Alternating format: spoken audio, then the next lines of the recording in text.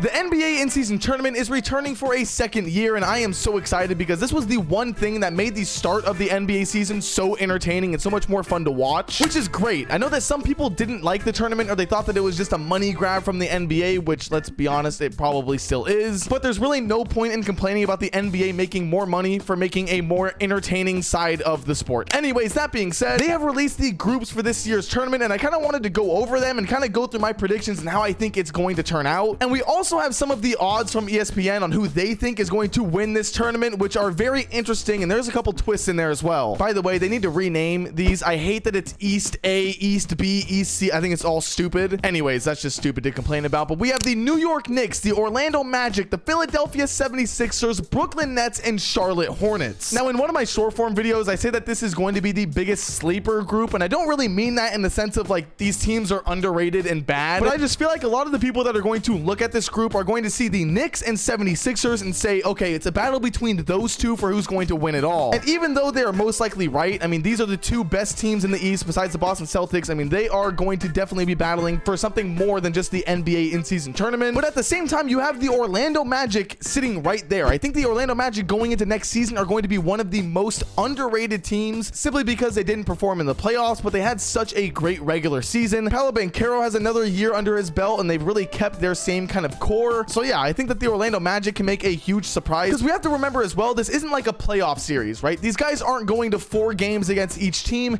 This is 1 game, win or lose. Do I think that the Orlando Magic can win 1 game against the 76ers? Yes, easily. I think that can happen. Do I think they could win a playoff series against them? No, that's just a different conversation. So please keep that in mind in some of these conversations. Kind of like when I start talking about the Charlotte Hornets in this group. They are going to be a playoff team or a play-in tournament team this season. I think Brandon Miller is going to have a great jump. Their new rookie is looking good. They're bringing in a new head coach. They have this new kind of culture about them. LaMelo Ball is also going to be healthy as well, which is huge. So I'm not going to sit here and say that the Charlotte Hornets are going to win this tournament, but I do think they have a solid chance at upsetting a lot of what's about to happen here. As for my official prediction on who is going to win this group, I'm just going to go ahead and say my New York Knicks. And I say my New York Knicks because that's kind of who I cheer for over on the East Coast. Next up, we have the East B group, which has the Milwaukee Bucks, Pacers, Miami Heat, Toronto Raptors, and Detroit Pistons. I hate to discredit the Pacers in this group because I know that they just went to the Eastern Conference Finals and they had themselves a hell of a run, but like, come on, the Milwaukee Bucks are taking this group. I'm sorry, but Damian Lillard is hopefully going to be a little bit more adjusted into his life in Milwaukee. He had a very huge change in his life this last season. That's why his numbers weren't the same. We also didn't get the best look at Giannis in the playoffs because of his injury. Like, it just overall was not a good year for them last year, and I think that that causes a lot of people to not remember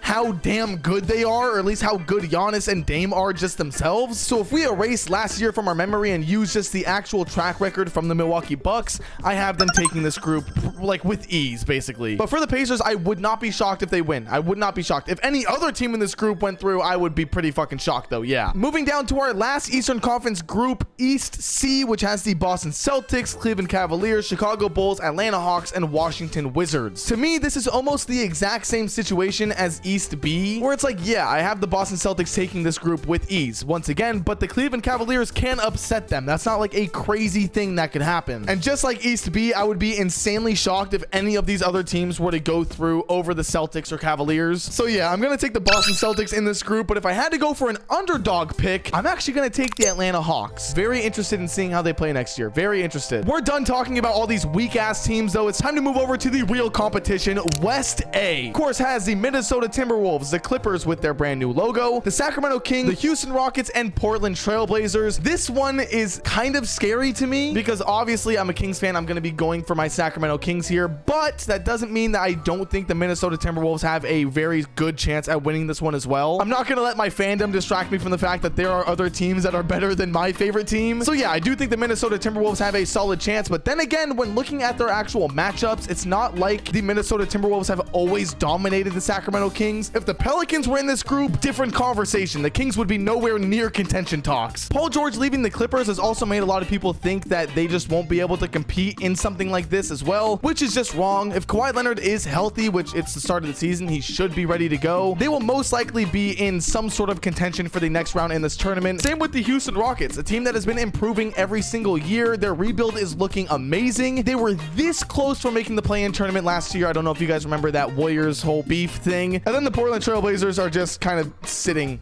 not really doing too much. As for my prediction on who is going to go through in this group, I have the Sacramento Kings, and it's not just because I'm a fan of the team, but it's because they have DeMar DeRozan. Like, they upgraded their roster a lot, okay? And I may be a little bit of a fan of the team, okay? So, you know, chill. Moving on, we have West B, which is probably the second, maybe the hardest group in this entire tournament, with the Oklahoma City Thunder, Phoenix Suns, LA Lakers, Utah Jazz, and San Antonio Spurs. The only reason why I say that this is probably one of the harder groups in this entire tournament, you have the OKC Thunder, which I don't even have to say anything for. The Phoenix Suns have Devin Booker and Kevin Durant, and once again, for all these teams, I am talking as if they are all healthy, simply because it's the beginning of the season. So Kevin Durant and Devin Booker, I mean, good lord. The Suns have also been making a lot of good moves this offseason, so I think they're just going to look like a completely different team overall. The LA Lakers, I don't really have to say much for them. Even though they're not that good of a team, they did win last year, and they weren't that good of a team last year as well. So I think that that's not crazy to say that they're going to be good this year. The Utah Jazz are just kind of there. I mean, they might win a game. And then the San Antonio Spurs, I am expecting the biggest jump from Victor Wembanyama, and I think in games like this, these in-season tournament, a little bit more of a competitive edge, we are going to see Victor Wembanyama really come alive. Along with their new draft pick, I have a lot of stakes in Devin Vassell as well. I think this is going to be a crazy year for him. So even though I have the OKC Thunder taking this tournament, my underdog pick is easily going to the San Antonio Spurs. And then to round it all up, we have West C, another group that is considered to be one of the hardest ones in the entire tournament, with the Denver Nuggets, Dallas Mavericks, New Orleans Pelicans, Golden State Warriors, and Memphis Grizzlies. Denver, definitely underwhelming season last year, but it's the damn Denver Nuggets. They are going to be back and good once again. No surprise about that. The Dallas Mavericks with Klay Thompson is going to be very fun to watch, especially with one of these games. I think his first return to San Francisco is going to be in these tournament games, so that'll be a lot of fun. The New Orleans Pelicans have also made some moves as well. I'm pretty sure they were the ones that got DeJounte Murray. Golden State Warriors haven't done shit, but they have Stephen Curry. And then the Memphis Grizzlies with Ja Morant coming back. This group is probably going to be the hardest group. Who do I have winning it? Well, the Denver Nuggets. I know a lot of people are going to say the Dallas Mavericks, but I think a lot of that is just kind of recency bias in a way. But those are just my predictions, right? And you guys can let me know in the comments what you think about those, what you disagree or agree with. I read and respond to everyone. We should really be looking at the odds to win the tournament, because if you see right here, the LA Lakers, last year's winners, are nowhere to be found, which is kind of crazy when thinking about it. I don't know if this is something that we're going to see now every single year, just because the way teams evolve and change, and how much kind of easier it is to win a tournament like this than it is the NBA championship. But the Celtics have a 4-1 chance, which makes sense. Their group is a little bit easy, like I said. I mean, a lot of these teams that are up here, like, it makes sense. They're all insanely good teams. I don't know. I just think that this tournament is a lot more fun because you don't really know. The best team doesn't always win. And even though all these teams are insanely good and all are like kind of championship contending teams, I think the most fun part about this NBA Cup is that it doesn't mean they are going to win, because all of these teams have the chance at losing just one game. Just one game doesn't have to go your way. I mean, that's why we saw the LA Lakers win. So yeah, I really just wanted to go over this entire tournament because it's going to be the first thing that we really dive into as soon as the season starts. Once again, let me know your predictions down in the comments below. I read and respond to everyone. And also, let me know what you guys think about the NBA Emirates Cup. That's the new name, by the way. Returning for a second year. Did you enjoy it the first time? Do you think it's kind of boring, lame? Let me know. I just hope that they have different courts. That's really all I care about. That being said, if you want to watch another one of my videos, there should be one up on the screen right here. And yeah, I'll see you guys all in the next one. Later.